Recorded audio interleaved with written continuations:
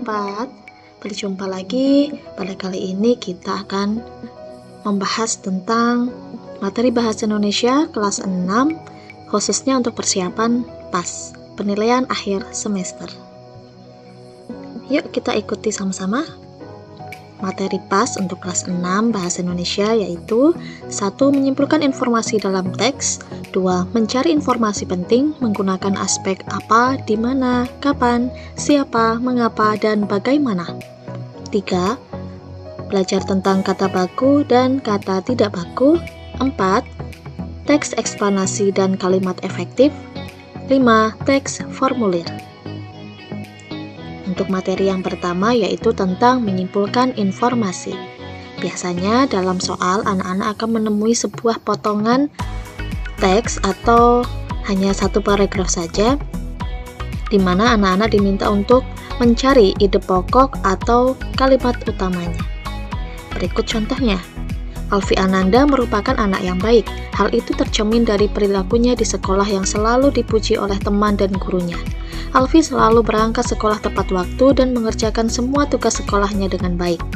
Nilai semua mata pelajaran di sekolah Alfi juga tergolong cukup tinggi. Banyak perlombaan yang telah diikuti Alfi, mulai dari perlombaan cerdas cermat, olahraga, hingga kesenian. Dari beberapa perlombaan tersebut pun, Alfi pernah menyabet beberapa juara dan mengharumkan nama sekolahnya. Tahun ini juga Alfi Ananda ditunjuk untuk mewakili sekolah dalam ajang perlombaan siswa berprestasi tingkat nasional.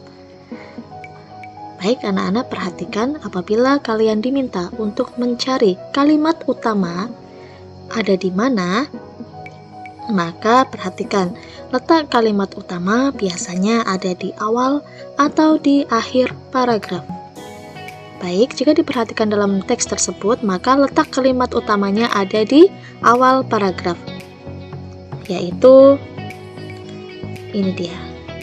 Alfi Ananda merupakan anak yang baik.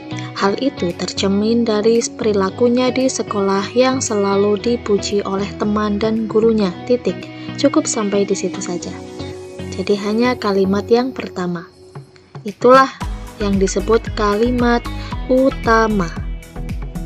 Kemudian, jika kalian diminta untuk mencari ide pokoknya ada di mana, maka ide pokok itu terletak pada kalimat utama. Oleh karena itu, jika kalian diminta mencari ide pokok, maka harus mencari kalimat utamanya terlebih dahulu. Karena kalimat utamanya sudah ditemukan ada di awal paragraf, maka kita baru bisa menentukan ide pokoknya. Ide pokoknya adalah Alfi Ananda merupakan anak yang baik. Cukup sampai di sini saja. Jadi perbedaan antara ide pokok dan kalimat utama adalah kalimat utama merupakan kalimat yang ditulis lengkap dari awal sampai akhir pada paragraf pertama. Maaf, pada kalimat pertama. Kemudian, jika ide pokok adalah bagian dari kalimat utama, namun kita bisa menuliskannya secukupnya saja atau intinya saja. Sudah jelas ya? Nah, sedangkan pada kalimat yang kedua, kalimat kedua sampai kalimat terakhir itu disebut dengan kalimat penjelas. Sudah paham? Mari kita lanjutkan ke materi berikutnya, yaitu mencari informasi penting menggunakan aspek apa, di mana, kapan, siapa, mengapa, dan bagaimana. Untuk mencari informasi yang penting menggunakan aspek tersebut, maka anak-anak pun harus tahu dan memahami fungsi dari kata tanya. Seperti 1. Apa? Kata tanya apa digunakan untuk menanyakan segala sesuatu yang berkaitan dengan isi atau pokok bacaan. Isi atau pokok bacaan. 2. Siapa? Digunakan untuk menanyakan orang-orang atau pihak yang terlibat dalam cerita tersebut. 3. Mengapa? Mengapa digunakan untuk menanyakan sebab atau alasan terjadinya sesuatu. 4. Kapan? Untuk menanyakan waktu terjadinya sebuah peristiwa. 5. Di mana? Untuk menanyakan tempat berlangsungnya suatu peristiwa. 6. Bagaimana? Untuk menanyakan cara atau proses pengerjaan sesuatu. jika kalian sudah memahami manfaat atau kegunaan dari kata tanya apa, siapa, mengapa, kapan, di mana, dan bagaimana, maka kalian akan dengan mudah mendapatkan informasi penting dalam sebuah teks. Lanjut ke materi berikutnya, teks eksplanasi. Teks eksplanasi apa? Teks eksplanasi adalah teks yang menjelaskan proses yang bersifat ilmu pengetahuan alam. Adapun bagian-bagian teks eksplanasi ada 3. 1. Pernyataan umum. Pernyataan umum berisi tentang topik atau peristiwa yang akan dibahas. Nah, biasanya intinya ada pada pernyataan umum, inti dari sebuah teks. Kemudian yang kedua, deret penjelas. Deret penjelas berisi penjelasan tentang penyebab peristiwa itu terjadi. Anak-anak bisa melihat bahwa di dalam deret penjelas biasanya terdapat urutan-urutan sebuah proses peristiwa itu terjadi. Kemudian yang ketiga, interpretasi atau penutup. Biasanya ini berisi kesimpulan. Kesimpulan ini dapat juga merupakan pendapat dari penulis itu sendiri. Untuk lebih jelasnya, anak-anak bisa perhatikan teks berikut ini. Cara menentukan bagian teks eksplanasi. Nah, anak-anak, dalam mapel bahasa Indonesia biasanya untuk materi eksplanasi dalam sebuah soal, anak-anak diminta untuk menebak. Nanti akan disediakan potongan-potongan paragraf dan anak-anak diminta untuk menebak. Pada paragraf tersebut termasuk bagian teks eksplanasi yang mana? Apakah itu pernyataan umum, atau deret penjelas, atau interpretasi? Nah, anak-anak harus tahu ciri-cirinya. Untuk mengetahui pernyataan umum, seperti contoh di sini, judulnya tentang listrik pengubah wajah dunia. Nah, di situ terdapat ada berapa paragraf ya, Nak ya?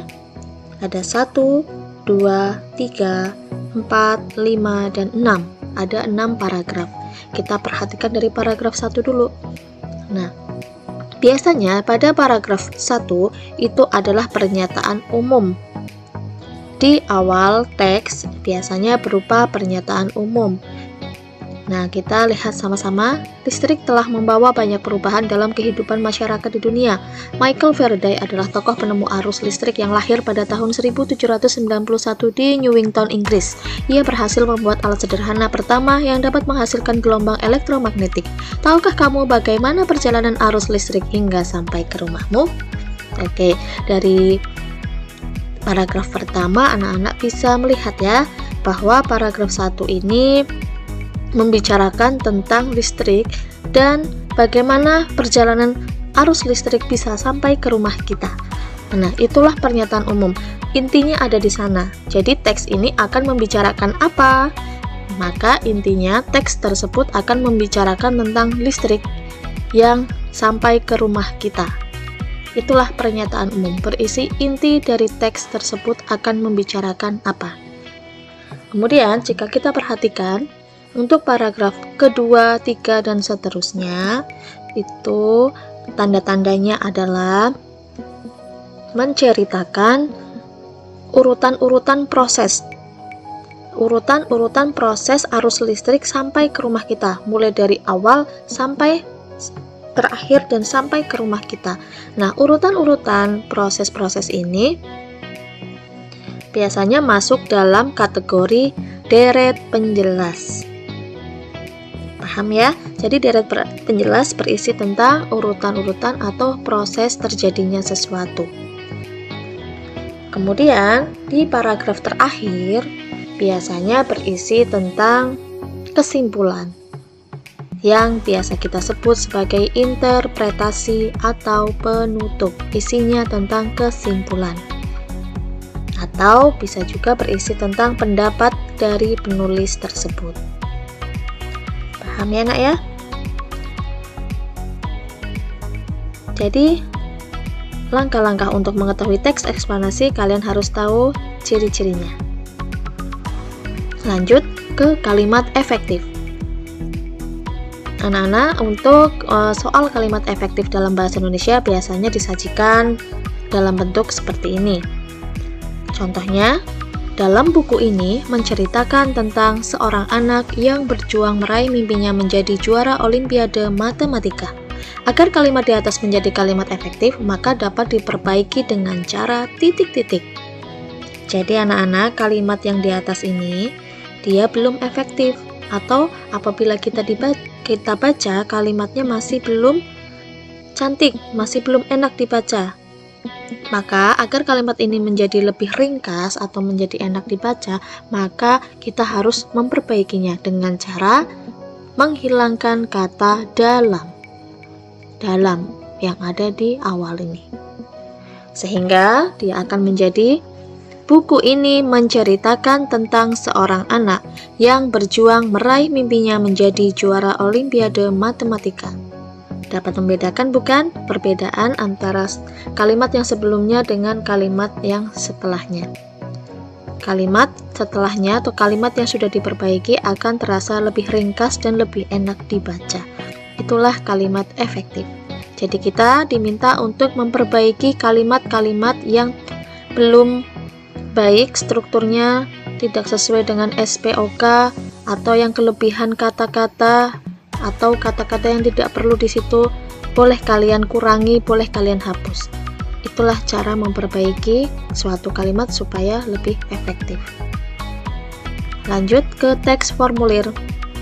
Formulir adalah kertas yang berisi beberapa pertanyaan resmi dan harus diisi. Tujuan pengisian formulir adalah untuk memberi informasi pada pihak yang membutuhkan. Hal pertama yang diperhatikan saat mengisi formulir adalah membaca petunjuk formulir terlebih dahulu. Kegiatan mengisi formulir dilakukan biasanya saat kita mendaftar sekolah, mengikuti lomba, atau mendaftar pekerjaan, mengirim barang, dan sebagainya, maka kita biasanya diminta untuk mengisi formulir. Nah, contoh formulir dapat berupa daftar riwayat hidup, formulir pendaftaran, atau wesel pos. Untuk lebih jelasnya, mari kita simak contoh berikut ini. Berikut ini adalah gambar dari daftar riwayat hidup. Daftar riwayat hidup itu biasanya berisi tentang data-data pribadi kita. Ada nama, umur, tanggal lahir, alamat, kemudian pendidikan, kita pernah sekolah di mana saja, kemudian pengalaman kerja, mungkin apabila sudah bekerja kita tuliskan pernah bekerja di mana saja, dari tahun berapa sampai tahun berapa, dan seterusnya. Nah, untuk catatan anak-anak semuanya, dalam menulis daftar riwayat hidup, maka jangan lupa untuk menuliskan nama siapa di sini, nama yang bersangkutan. Ya, nama orang yang mengisi daftar hidup ini, maka dia harus menulis nama di bawah, kemudian harus tanda tangan. Jangan sampai lupa. Selanjutnya ada formulir pendaftaran Lomba Cerdas Cermat ASEAN. Ini hanya contoh ya, Nak ya. Nah, untuk formulir pendaftaran dalam lomba biasanya pun berisi tentang data pribadi kita, seperti nama, umur, kelas, alamat, dan sebagainya. Kemudian di bawah sini pun tak lupa dilengkapi dengan tanda tangan dan nama lengkap orang yang bersangkutan. Selanjutnya ada wesel pos. Wesel pos adalah layanan pengiriman dan penerimaan uang baik untuk dalam negeri maupun luar negeri. Anak-anak perhatikan di sini ada nomor 1, 2 sampai 6. Untuk nomor 1, jumlah yang dikirim. Pertama, kalian tuliskan dalam bentuk angka, Rp100 dalam bentuk angka. Kemudian yang kalau di bawahnya ada tulisan terbilang, artinya anak-anak harus menulis dalam bentuk huruf. Rp100.000, tulis dalam bentuk kalimat dengan huruf ya. Kemudian ada tanggal, diisi tanggal saat kalian mengirim uang. Kemudian ada nama pengirimnya serta alamat. Kemudian nama orang yang dikirimi uang. Kemudian ada berita. Berita ini sama dengan catatan, uang itu dikirim untuk apa. Nah, kalau di sini untuk membeli buku pelajaran. Kemudian jangan lupa ada tanda tangan orang yang mengirim. Demikian rangkuman Bahasa Indonesia kelas 6.